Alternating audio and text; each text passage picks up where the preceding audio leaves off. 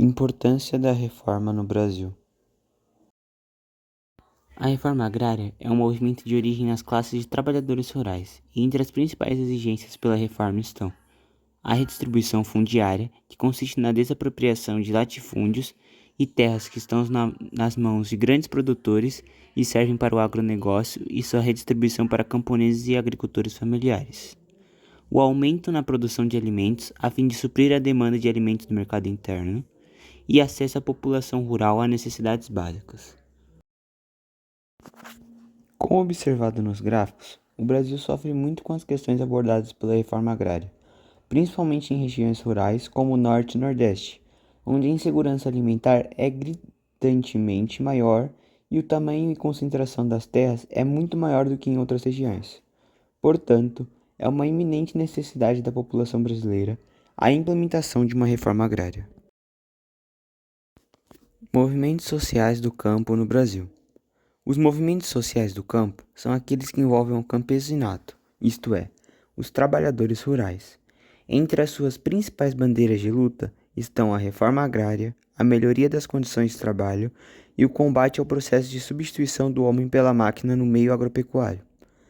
Apesar de haver as mais variadas siglas, os movimentos sociais do campo constituíram-se historicamente a partir de duas principais frentes.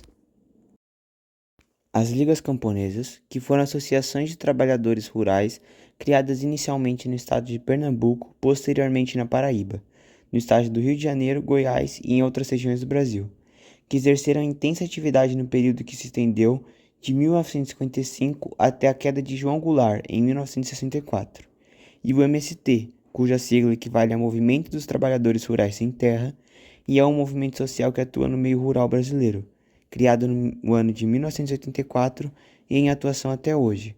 O movimento tem suas ideias inspiradas nas filosofias marxistas. Desafios para implementá-la no Brasil. Apesar da existência de algumas leis relacionadas à reforma agrária, o movimento ainda é uma realidade muito distante no Brasil. Entre os principais desafios da implementação da reforma agrária estão o fator histórico, relacionado à divisão do território brasileiro em latifúndios e a apropriação desses por uma pequena porção elitizada da população desde o período colonial, a fragilidade dos institutos e leis, uma vez que os processos de desapropriação de terra são muito lentos e burocráticos, além da existência de brechas no sistema para grilagens e apropriações ilegais de terras, a falta de infraestrutura observada nas propriedades familiares, além de poucos incentivos fiscais e acesso a direitos básicos como saúde e educação, causada pela priorização do agronegócio, ofuscando a agricultura camponesa.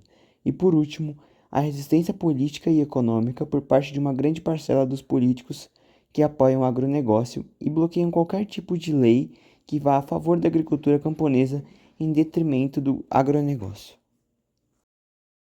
Propostas de implementação. Agora vamos falar sobre a proposta para a implementação de uma reforma agrária. Com base na concentração fundiária brasileira e nos desafios quanto à distribuição de terra no território, a implementação de uma reforma agrária não seria um processo nada fácil, necessitaria de uma integração de dimensões políticas socioambientais. Algumas propostas para a luta contra a concentração fundiária são: o fortalecimento do poder e ações legislativas contra essa questão, a partir da atualização do Estatuto da Terra, ampliando os critérios de desapropriação de terras improdutivas, a fim de acelerar o processo e diminuir o número de brechas nas leis.